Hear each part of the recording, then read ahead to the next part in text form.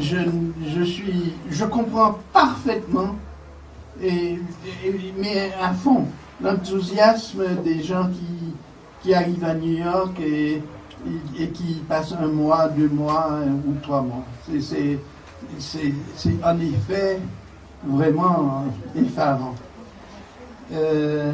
Et c'est une ville qui devrait me convenir, n'est-ce pas, étant donné mes idées, étant donné la réalité de cette ville. Et c'est une ville où j'ai beaucoup d'amis. Mais d'une part, je ne supporte pas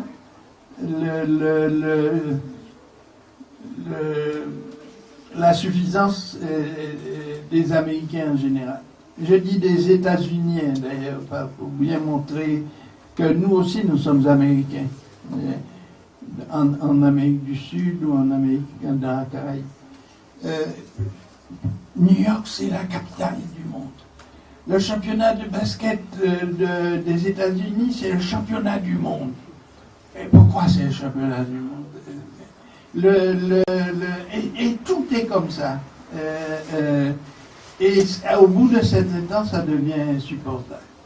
Mais je sais aussi que ce n'est pas tellement... C'est un peu aussi par naïveté. Donc, il y a quelque chose d'intéressant dans cela. Mais en tant que ville, d'abord, je n'aime pas les villes verticales.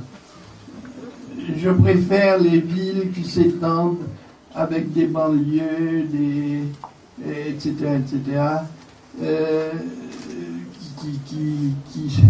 Je préfère les villes qui meurent dans les campagnes, qui finissent dans les campagnes. Une ville sans campagne me paraît insuffisante. Par exemple, les Chinois font quelque chose en ce moment qui me paraît pas bien du tout.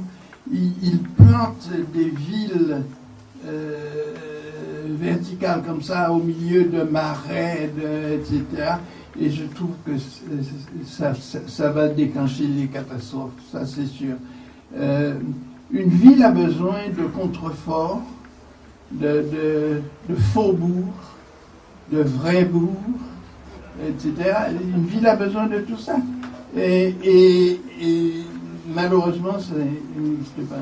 Et puis il y a une autre chose, mais ça m'est particulier à moi, c'est une autre chose.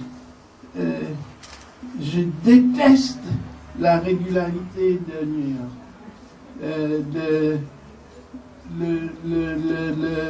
Passer de la 67e rue à la 66e, à la 65e, à la 64e, à la 63e. Je déteste ça. Et pour finir, j'aime Paris parce que c'est une ville de province. Paris, c'est une petite ville de province. Et j'aime les petites villes de province par rapport aux grandes métropoles. Entre nous soit dit, j'ai trouvé que Nantes est très beau.